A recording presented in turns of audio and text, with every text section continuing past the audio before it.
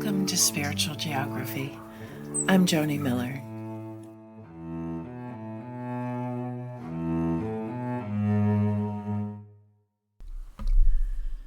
I have to admit that having political discussions right now is at the bottom of my list of fun things to do. People who voted differently than I did don't seem to understand my perspective. And honestly, I don't understand theirs. I especially don't understand the voters who feel as if their perspective is the only one consecrated and sanctified by Jesus himself, and therefore their vote is the only correct course of action if one wants to remain right with God. When an issue is made sacred, logic seems to go out the window. I must believe this or else I will be betraying my faith. To sanctify something means to set it apart for a sacred purpose or to impart holiness with respect to that thing. In this instance, the thing is a belief, and usually a belief about what other people are doing. And since I'm not doing what they're doing, therefore I am holier than thou. I saw this during my dissertation research. I interviewed conservative Christian counseling students who were wrestling with the ethical responsibility to provide services to LGBTQ clients. My participants most likely would not have even considered changing their position on LGBTQ plus persons without having a compelling reason to do so. And not being in compliance with your school's code of ethics is a pretty compelling reason. But like most of us, they were fairly comfortable with their original beliefs. Those beliefs didn't cause them to confront any of their closely held values, nor confront any people within their religious community. Several of my participants noted that the very first time they heard that sexuality was not a choice and not something a person could change through prayer was in their counseling human development class. This may have created a disorienting dilemma for those participants where new information from trusted sources is so profoundly different from previous knowledge that your world gets shaken a little bit. You have to reassess what you know and believe to find steady ground again. Sometimes that means changing your beliefs, and sometimes that means reinforcing what you already believed. Rarely does a single piece of new information change a lifetime of believing the opposite, especially when that belief has been sanctified. And conservative Christian beliefs about LGBTQ plus people have been sanctified. Beliefs about abortion have been sanctified. Things like gay people must be course corrected or else they will be doomed to hell. Transgender people, who honestly make up less than 1% of the population, transgender people are corrupting influences and must be stopped at all costs. Any abortion, whether to save the life of the mother or not, is immoral. Believing otherwise means you have been influenced by forces of evil and are not a true Christian. Logic and reasoning need not apply.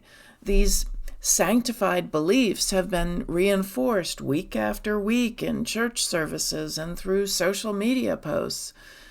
These beliefs are habitual. There's a quote by the developmental psychologist Robert Kegan that I love.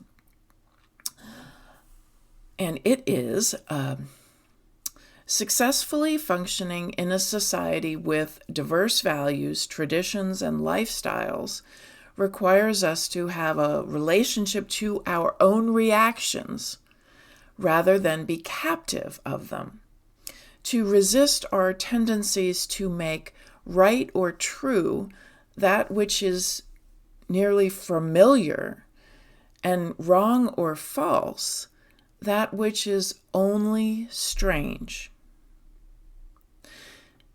If we see something as strange or foreign, our first instinct is to recoil and reject. Know that is human nature, and those you wish to change are doing the exact same thing. The trick is to make that which is unfamiliar to them more familiar so it becomes acceptable.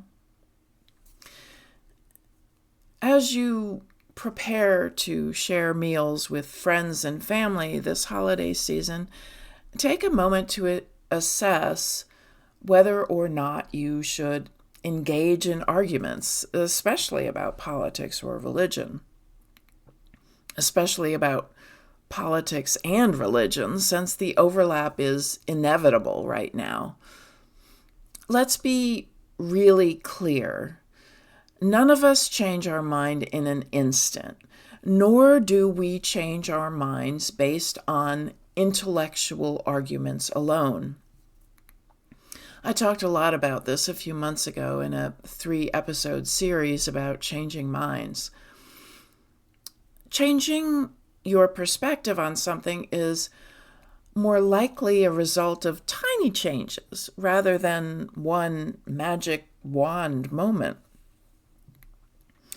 Even people who experience a major disorienting dilemma with high motivation to change their perspective can take years. Some parents of LGBTQ individuals who were in a conservative Christian community say it took them years to fully reconcile their new perspective and accept their child. So banish the thought that you can change someone's mind at a holiday dinner.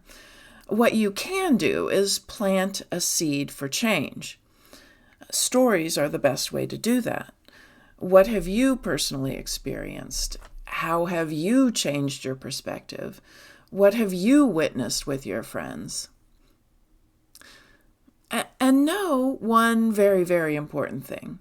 You are unlikely to change the position of the person who is most vocal at your table. But other people are listening. The ones who say the least may be the ones who are taking it all in.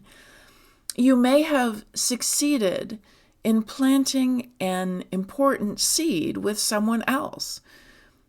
You may be validating the experience of a young person who is afraid to share their truth. 19th century author Robert Louis Stevenson said, "Don't judge each day by the harvest you reap, but by the seeds you plant." But no, there is no shame in protecting your own sanity and well-being by staying home or staying silent. Listen to your intuition. Follow the cues in your own body as to what is best in the moment. Live to plant seeds another day. We don't understand the mysteries of the universe, but we can grow more love. Love for ourselves, love for others, and love for the infinite mystery that lays beyond our understanding. Thank you for tuning in.